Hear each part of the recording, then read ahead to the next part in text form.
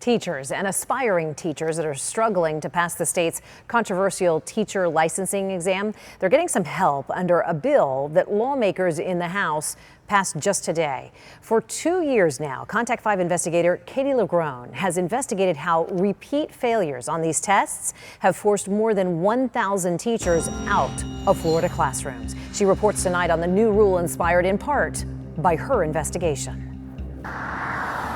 76 yeas, 39 nays, Mr. Speaker. So the bill passes. Florida lawmakers in both the House and Senate agree it's time to help teachers struggling to pass Florida's mandated teacher licensing exams. We know we have not just a teacher shortage, we have a teacher crisis in this state.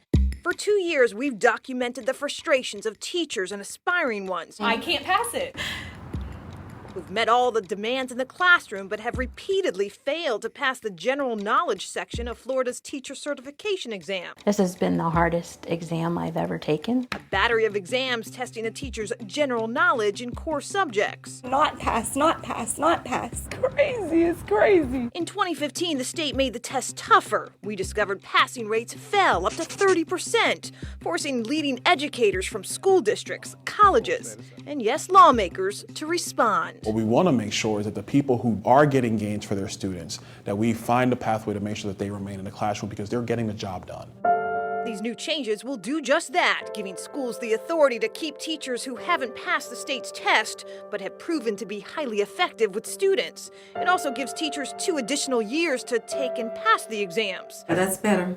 3 years. It is the inverse of raising to the power of 3. This substitute reading teacher told us how she's running out of time after taking and failing the state's math test 20 times. That's crazy.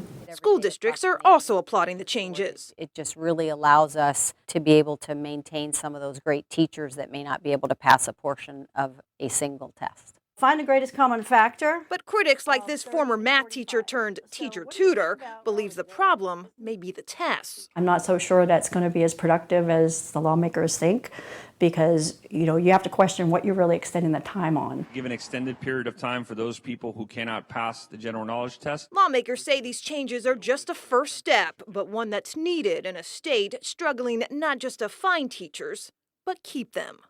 These changes only impact the general knowledge part of the state exam. The bill now heads to the governor's office for a final signature. Once approved, changes take effect in July. Katie LaGrone, WPTV News Channel 5.